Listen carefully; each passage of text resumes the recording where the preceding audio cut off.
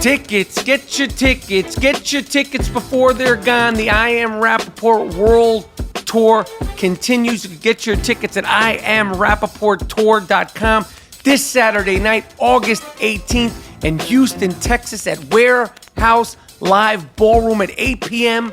Me and G Moody and special guest Paul Wall, baby. Wednesday, August 22nd in Philadelphia, Pennsylvania at Union Transfer, 8 p.m. And Saturday, August 25th in Boston, Massachusetts at the Wilbur Theater at 7 p.m. with special guest and shit-talking Hall of Famer Warren Sapp, and Jermaine Wiggins is with us previewing the NFL season. We're talking all kinds of shit in Boston. The I Am Rapaport Tour continues Saturday, August 18th in Houston, Wednesday, August 22nd in Philadelphia, and Saturday, August 25th in Boston, Massachusetts with Hall of Famer Warren Sapp. Tickets are available at IamRapaportTour.com. You know we shut shit down live, always. What's up? This is Michael Rapaport. You are now listening to a brand new I Am Rapaport stereo podcast where me and G Moody, whose last name rhymes with duty, are going to be discussing Omarosa, creepy Kanye West, all that and more on a smash mouth, brand new I Am Rapaport stereo podcast. Miles, Jordan, let's start this off with something real nice, something real proper. Let's go.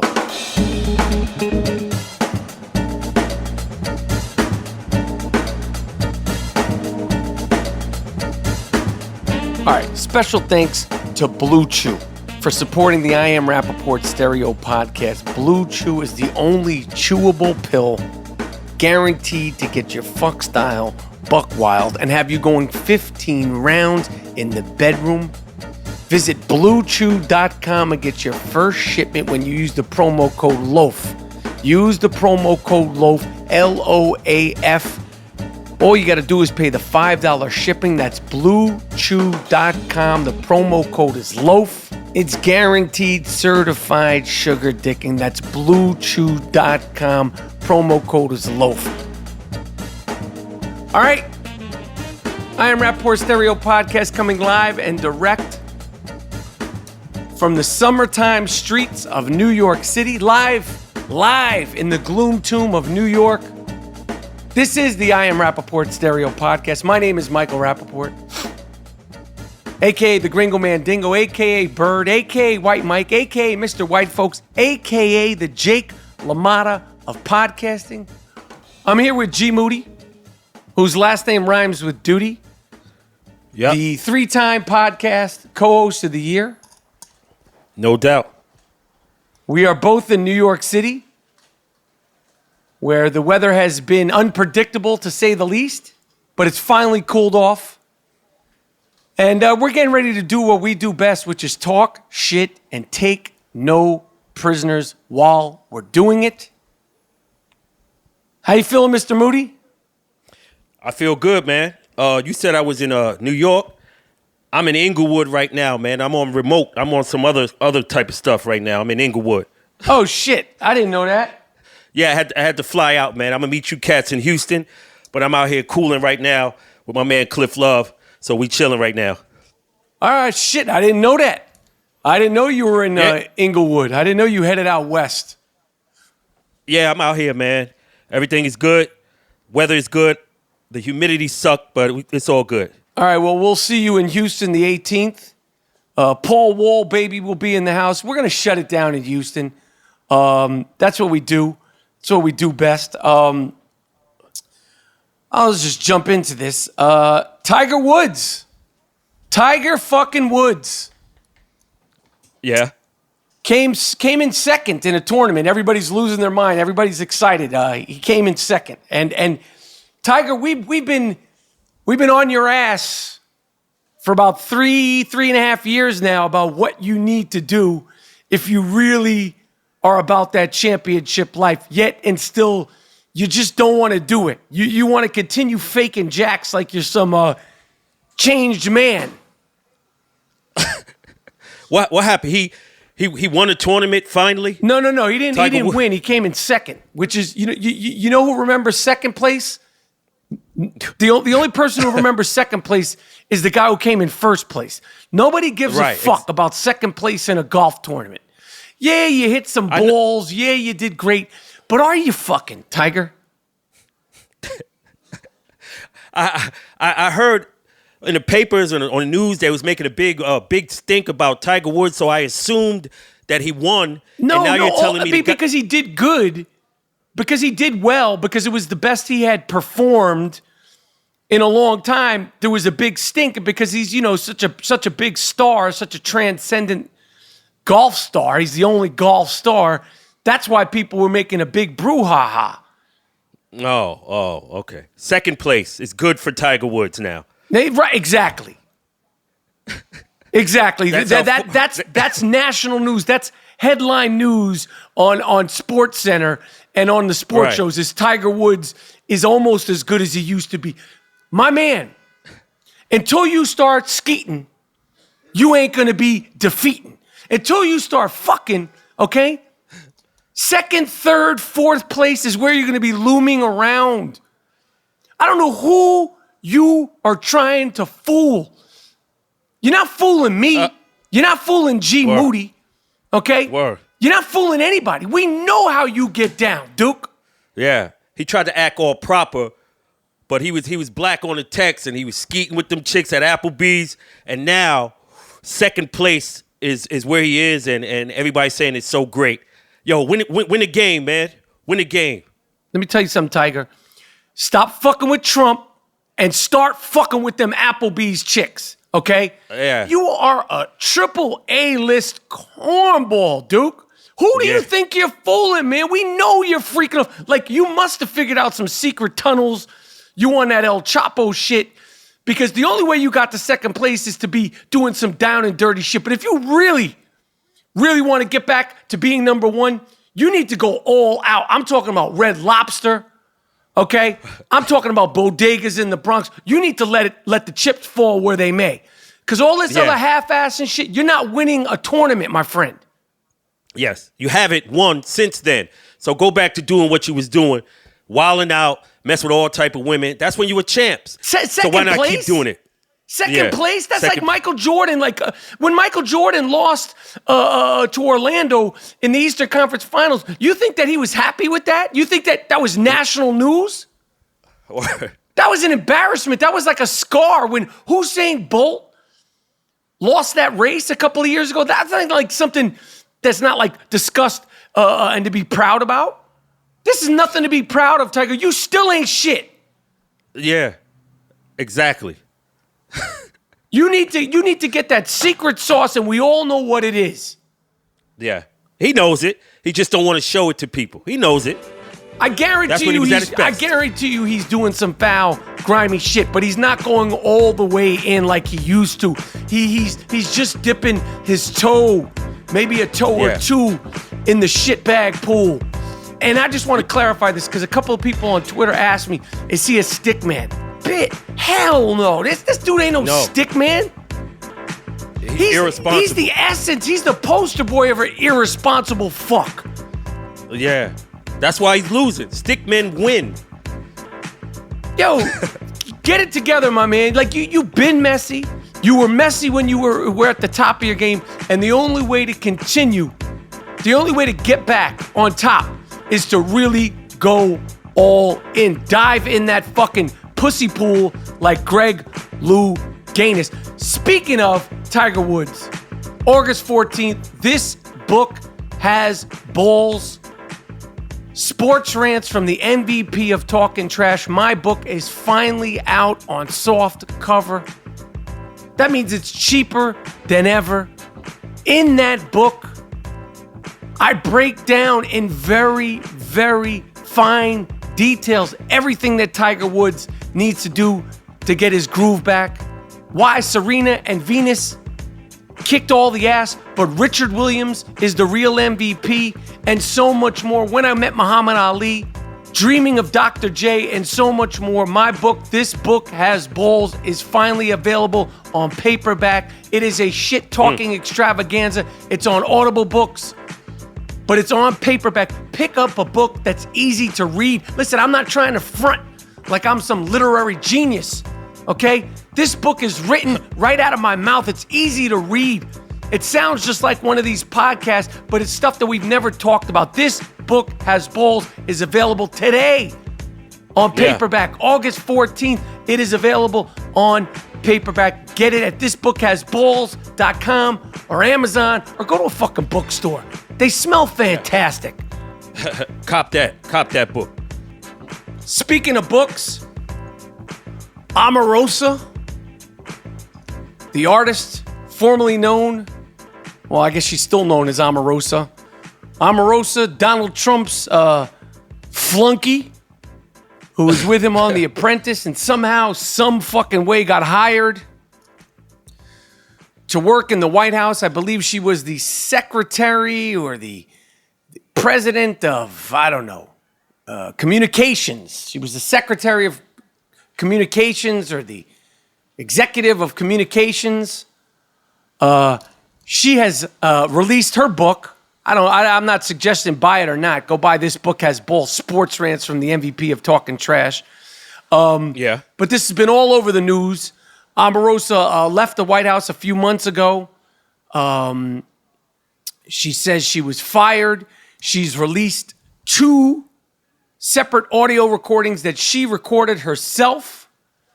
This is a backstabbing chicken head tape recording, no good for nothing chick. And I'm glad she got tied up with dick stained Donald Trump. It's like the creeps talking about the creeps. The other day he was at some sort of rally. He called her a lowlife. She claims, he said he was caught on camera calling her a lowlife. She's a real lowlife. If she's a real lowlife, why the fuck did you hire her to work with you in the White House? You didn't know she was a lowlife? And Omarosa, she's claiming that she heard recordings of when they were working together on The Apprentice, that he said the N-word over and over and over. So if you heard him say the N-word over and over and over, why did you take the job in the White House?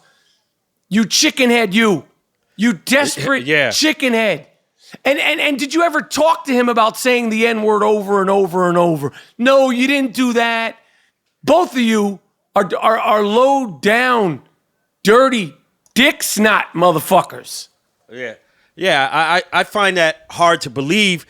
If he said that word, why would you be so eager to work with him? Wouldn't you announce that? Like when he was trying to pick you, would be the reason for you not working with him because he said the N-word. But if you don't have the tapes, that's just hearsay, and you got to have the tapes, like you have the tapes of Mueller.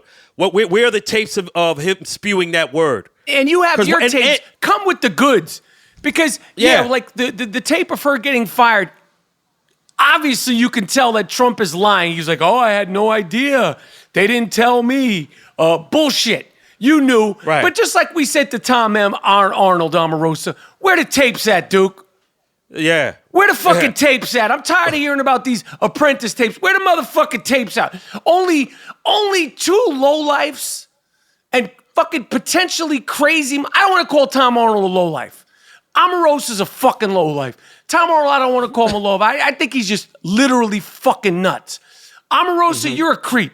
Because if you heard him saying the N-word over and over and over, why did you take the job working with him? Do you have no self-respect? Why are we hearing it now? The Apprentice was years ago. Wouldn't that make waves and news? So, I mean, I don't believe that. I think you got your tapes from Mueller. That's all you got. And why are Tom Arnold and Omarosa, these 2 freaks, the only people that have heard these tapes? Absolutely.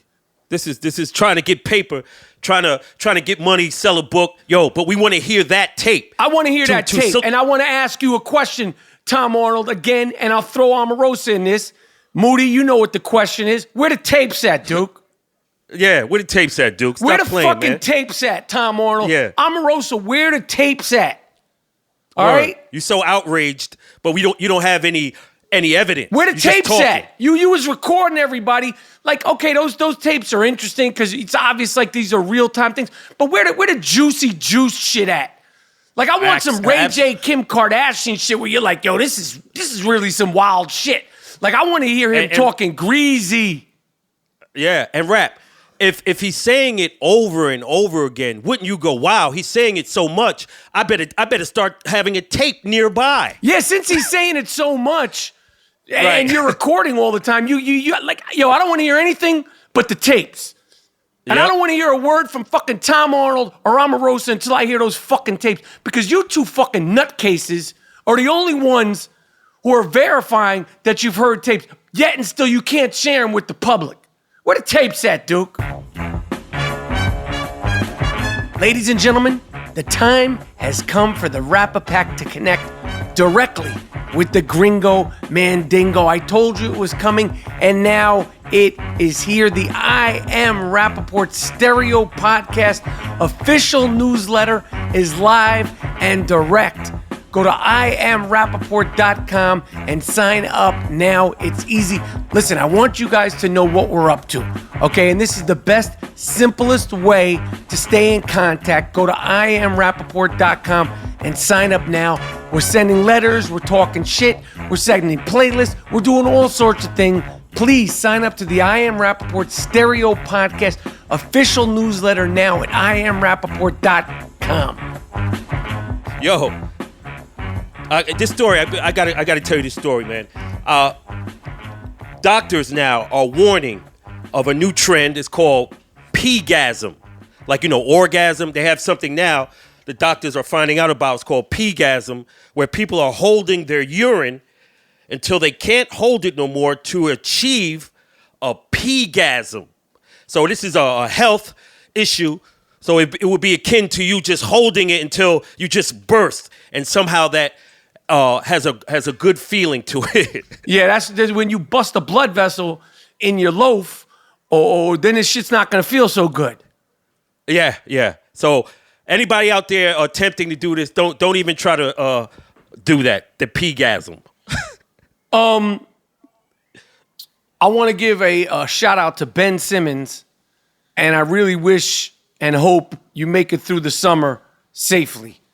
Ben Simmons was filmed and photographed on tape. He's on vacation with the Kardashian girls. He's up in there with Kylie or Kendall. I get them confused. One of them is worth $1 billion.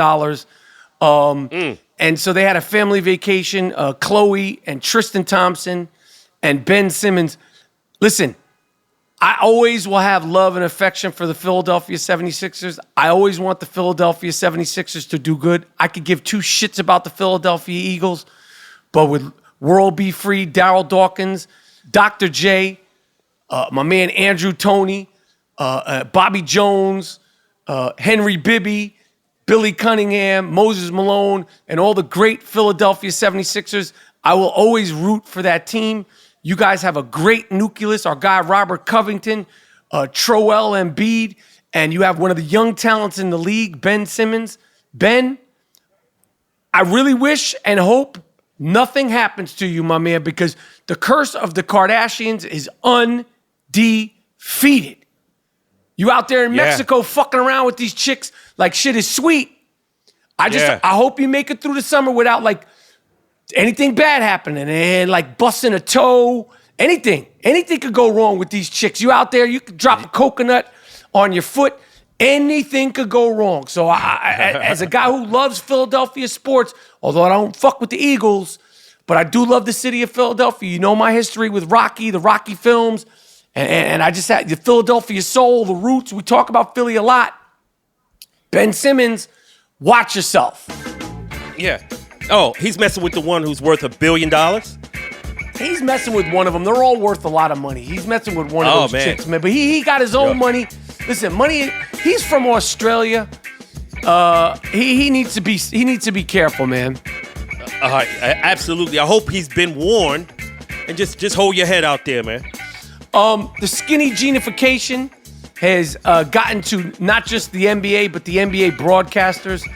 Bruce Bowen, who has absolutely, positively nothing to do with the Los Angeles Clippers. Now, I don't want to take anybody's job away, but Bruce Bowen, who was one of the telecasters for the Los Angeles Clippers, was fired by the Los Angeles Clippers for things that he said in the last few weeks about Kawhi Leonard, who plays on the San Antonio Spurs.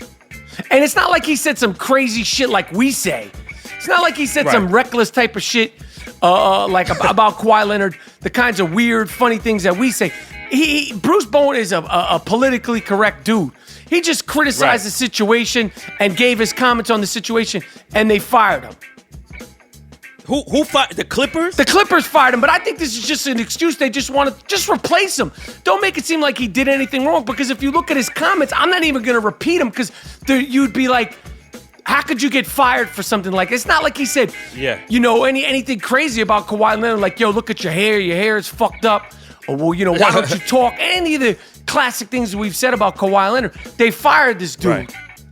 Oh, they just wanted him out. And they used that. Yeah. Damn. I don't even know how he got the job in the first place. He's a Spur.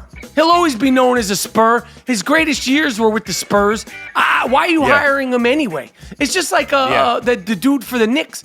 I got no disrespect for my man, what's his name? The white dude, Wally Zerbiak. I know he's from Long Island, but that's his only association with the Knicks. Yeah. How could he be in the broadcast booth and he had no affiliation with the Knicks in his whole career, life, whatever? That's crazy. Yeah, just because he's from the state of New York doesn't mean you should be in the broadcast booth for the Knicks. It makes no sense to me. And I like Wally Zerbiak, no disrespect. But we don't associate you with the Knicks in any way, shape, or form. Yeah. Hell yeah. I want to give you a warning, man, because I know you have a dog. A Wisconsin man lost both his legs, his hands, and forearms after letting his dog lick his face. So the bacteria from the saliva somehow got into his eye, and it just ravaged his body, and he lost all of his limbs. Jesus Christ. Yo, what kind of fucking dog you got? His dog got rabies? A regular dog didn't have rabies, and another woman lost her life from that, doing the same thing. So, watch that, man, because there's a bacteria that's on their tongue, and it's rare, but if it gets like if you have a cut, you could be a goner. So, watch that shit, man. Telling you, this is some real shit. This ain't no joke. Watch that. I appreciate you looking out for my health there, Moody. I really do. No doubt. Another thing in basketball that's really fucking irritated me. This big baller brand league, the JBA. This is the league that was set up by a big baller brand. And it's sponsored by Big Baller Brand, and the only players that you hear discussed are Jello Ball and Mellow Ball. Right. This league is a fucking joke. Nobody goes to the games, and look at this stat line. Jello Ball, who didn't get drafted by any team in the NBA, in the championship game scored 58 points on 24 for 53 shooting. This motherfucker shot the ball 53 times in one game. 53 times in one game. He was 24 for 53. Can you imagine if you were playing basketball with a motherfucker who shot the ball 53 times in one game? I played basketball with Kenny Anderson. I played basketball with some great basketball players. I've never played basketball with a motherfucker who shot the ball 53 times in one game. Man, I never did. I played with some great ones too, man. Damn, what kind of league is that? This is like, his brother Mellow Ball, in the same game on the same team, scored 34 points on 10 for 23 shooting. So between the two of these fucking guys, they shot the ball a total of 76 times. And I did that on bare bones public school edition. I didn't even fact check that. I added up 53 plus 23, and I was able to come out the conclusion that 53 plus 23 is 76 times. So between the two of these guys in a league that is sponsored by their brand, they shot the ball 76 times in one fucking game. Yo, the league, I don't know. That's a crappy league, and those dudes, I don't know. His pop set up the league, and it's you shoot, you have license to shoot whenever you want. Try to get these guys in the league, but not going to happen. First of all, who would want to play with two fucking guys like that? That they shot the ball between the two of them. Like as a team, you don't get to shoot that many times. Like the other three guys are just running up. They're like extras in a movie. Like they have no lines. They have no part of the offense. They probably don't go to the huddles. They probably don't, go to the locker room before or after games. They're literally like hired extras. That tells you what type of level of play that is. If somebody's shooting 76 times, it's a crap league. And speaking of basketball, how long do you think before Luke Walton is shown the door? That's a good point. I have to say, I've been on my my LeBron offseason positivity run. Don't worry. Do not worry. Once basketball starts, I will be right back into rare form.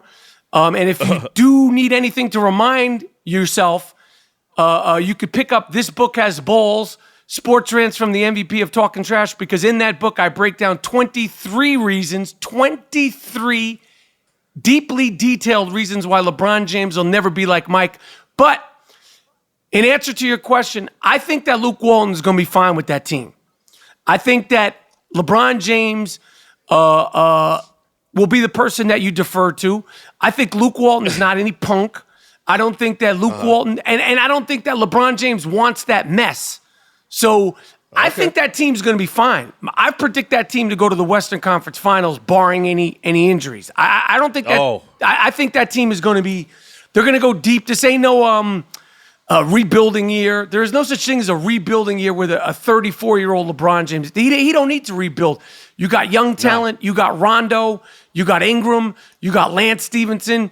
You got JaVale McGee. They're going to be doing their thing. They got Kuzma and they got Lonzo Ball, who I think will be the one who appreciates all the attention being on LeBron James more than anyone else. I think a losing streak will happen, and LeBron, like he's done everywhere else, is going to gripe about the coach, and Luke Walton will be gone, and they'll bring a marquee guy in there because you have this guy, Luke Walton. Come on, man. LeBron James, guarantee you, he got rid of Blatt. He's going to get rid of this guy when they have a losing streak. That's going to be the first guy to go. And you're right. They may go to the Western Conference Finals because it's LeBron, but they're going to lose. They're going to lose. And, this dude may not win a championship in his tenure there. It's a high possibility of that happening. Jesus Christ. We flipped positions here. Listen, the reality of it is it's going to be interesting. The fucking basketball season is like 3 or 4 months away. I'm focused right now on football and fantasy football. That's what I'm focused on. I mean, obviously, you can't escape basketball. It's 365 days a year. But I'm focused right now. This is the first week of official duress mock drafting. And we go into the 21st, the week of the 21st, I believe. That's the first week of waterboard duress mock drafting. So as much as, basketball, we could talk about this, LeBron this, LeBron that, LeBron this, and all this fucking nonsense all summer. Right now, I'm about that fantasy football life. That's like all, that's all I'm focused on sports-wise. Like I've literally, in the last 72 hours, I've mock draft 5 times. And anybody who knows about mock drafting will say, wow, you mock draft 5 times in the last 3 days? And I say, yes, motherfucker, I mock draft 5 times in the last 3 days. So I'm all in right now. I hear you. Another thing that's been all over the news is Kanye West. He was on Jimmy Kimmel the other day, and he was just going on and on, giving haikus and hyperbole and all these reasons why he's, so smart and how he has things figured out. And every question he asks, even when Kimmel asked about his kids, somehow comes back to Kanye West, talking about Kanye West. And we've been in Money's ass, no Bruno. Mm-hmm. G. Moody said it a couple of years ago, you ain't all that, Duke. And that's one of the great lines you said, where we said, you ain't all that, Duke. Like, yeah, we respect you. Like, obviously you talented, but you ain't all that, Duke. Yeah. Come on, man. You're not a political pundit. No, you're not a political pundit. And he went up there, and the 2 times that he's went on these public rants about why he likes Trump and the confidence that it took for him to support Trump, and how he's not going to be bullied, and how he's not going to be pushed around, and he needed to, get his confidence to do it, and it's a very scary thing and all that. The 2 times he's went on these rants, the first time he did it with the TMZ dude, I can't remember his name, the black dude, when he went up there, and Money checked him. Kanye West had nothing to say in return. Nothing. The second time he went in public, he was talking all that shit. He went on Jimmy Kimmel, and Jimmy Kimmel asked him, you famously said, and I'm paraphrasing, but he said to Kanye, you famously said, George Bush doesn't like black people. What gives you the reason or the impression that Donald Trump likes black people or any kind of people? And Kanye West said nothing. So that leads me to believe that when you're in the crib with your whiz, and your Wiz's sisters and your Wiz's mom and that whole crew, and you're in there talking, they don't have a constructive arguments with you. They just go, oh, that's just Kanye being Kanye. Because when you go out into the real world and you got dudes that ask basic questions, you're left speechless. The dude from TMZ, he hugged him. He fell into his arms like a little fucking baby. Jimmy Kimmel, he was left speechless. And then a couple of days later on Twitter, Kanye's like, well, me and him were having a conversation, and I didn't get to answer the question because we went to commercial break. So my question to you is, what's the answer, Duke? You don't have a fucking answer for this shit. Like, this guy thinks that he's kicking knowledge. You're not kicking knowledge. He thinks he's like the Dalai Lama. You're not the Dalai Lama, Duke. Yeah. If you're gonna go up there and talk about Trump and all that and why I got to give him that. It took courage to come out, but you got to articulate your position on why you support him, because you just can't come out because people are going to press you on that. But at least you have a foundation to say, yo, I support him because of X, Y, Z. Something. You can't leave that. You can't leave the question hanging because it makes you look ridiculous. He's fucking ridiculous, Gerald. Listen, I know you've never been that impressed with him. You give him his credit where credit's due, but you never be overly impressed with him. This guy is fucking ridiculous. And what did he do after he left Jimmy Kimmel? He put out some whack-ass song, another bullshit song, where he got himself on the sick fuck of the week list. I don't know if you heard this song, but in the song, he says, do you have sisters-in-law you'd like to smash? Well, I got 4 of them. See, now, if you was with some real people, they'd be like, yo, Duke, you're not putting that out in a song. Like, if you were with some down-ass bitches, they'd be like, I don't give a fuck if it's a pun. I don't give a fuck if it's a rap song. You're not, like, Kris Jenner would be like, you're not talking about smashing my other daughters, Duke. Out of line, unnecessary. It's terrible to say. How does the family feel about that? You looking at her sisters like you want to grab them? Yo, come on, man. You trying to fuck the rest of the sisters? Is that what you're saying? That puts you on the sick fuck of the week list. Yeah. I know everybody's hitting them, but you can't do it. Exactly. We know the NBA is running through your sisters-in-law, but you already wifed one up. That takes you off the list, dude. Yeah. Word. The fuck are you talking about? Yeah, please. And he put out another whack-ass song. He thinks, it'll just get better. Everything will go away if I put out a song. My man, you're like Jerry Cooney out here. You're a heavyweight fighter who's been hit too many times. You walking around slurring your words. You a fighter who needs to stop fighting. Stop putting out music, my man. You're done. You're washed up, B. You're washed up. You like one of them you like Rocky Balboa in Rocky 4. He's like, they're doing tests on him and shit. Yeah, his time has seemed to come and go. The time has come. You thought you were untouchable. You thought you were Hove. You're not Hove. Hove is not out here talking crazy. Hove is in there trying to maintain his sanity. He knows the pitfalls and downfalls of fame. And you talking about fucking your sister-in-law, Duke. Hold your head. You just put out another brick. Hold your head.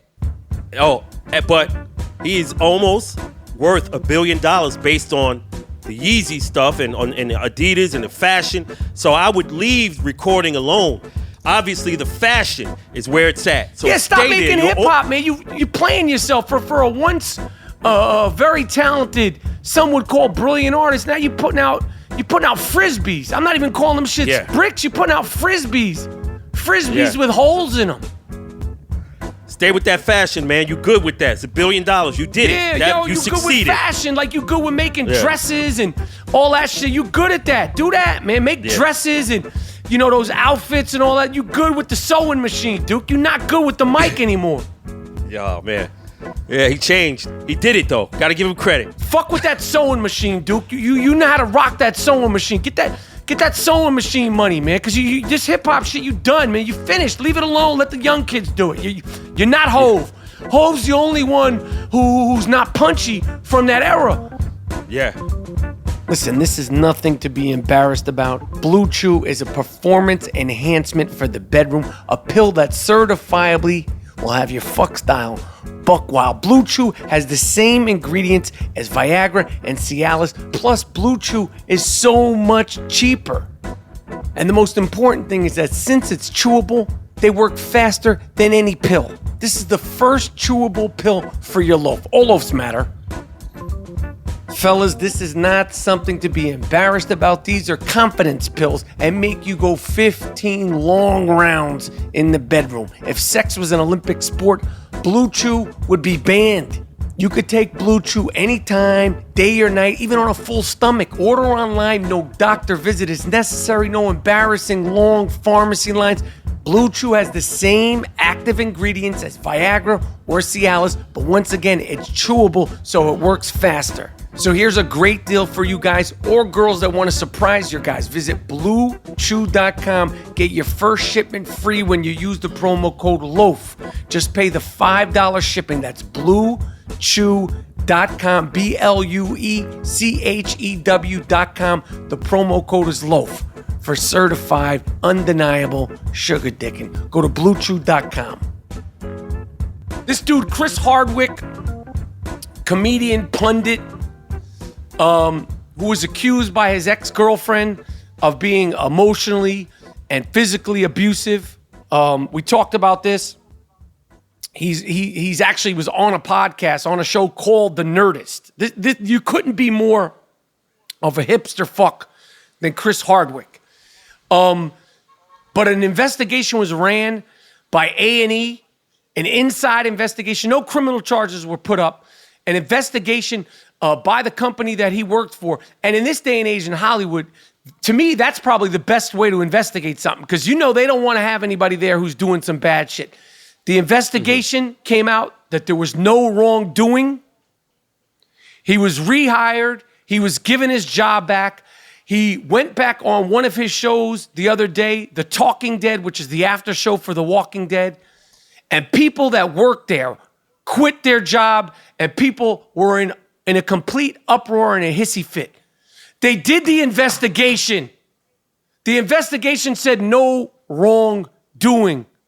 And you quit your job and you still have a problem with this guy? So motherfuckers are not innocent until proven guilty. They're guilty if Twitter says you're guilty. Yeah. It's the takedown movement. It's not the Me Too movement. They did an investigation. They said there's no wrongdoing. So mind your fucking business. You don't know this girl. You don't know the situation. They sent professional people in there, probably private eyes, and ex-policemen, and ex-this and ex-that. They said there's no wrong. I don't know this dude, Chris Hardwick. I don't like anybody that calls himself the Nerdist. But fair is fair and unfair is unfair. They did an investigation. Mind your fucking business. These people quit their job because they were so offended by it. Man, on a, like you on a serious note, I want to get on a serious note too with this about Chicago, and it's about the law and the government there.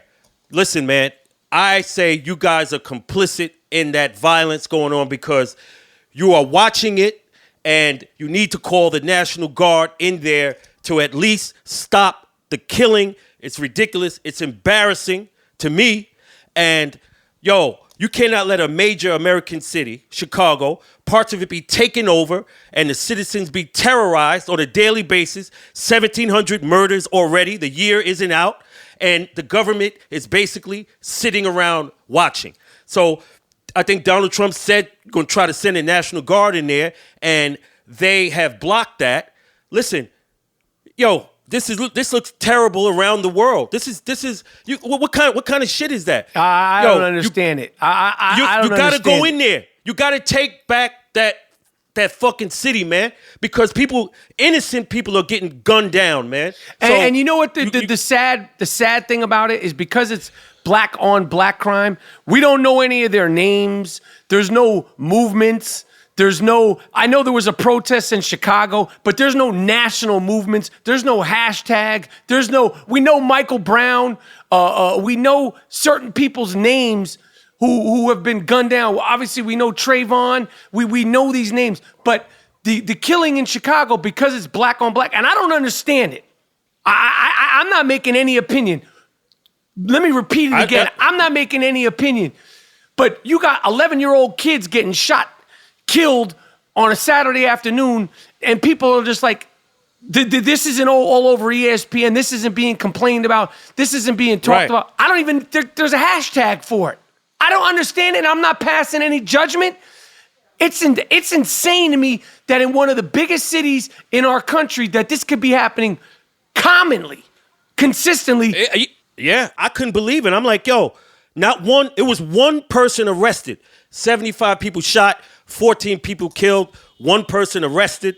This is crazy. And like I said, take control of a major American city because the citizens there are being terrorized and killed. And this is going on. And it's like, yo, you watching this?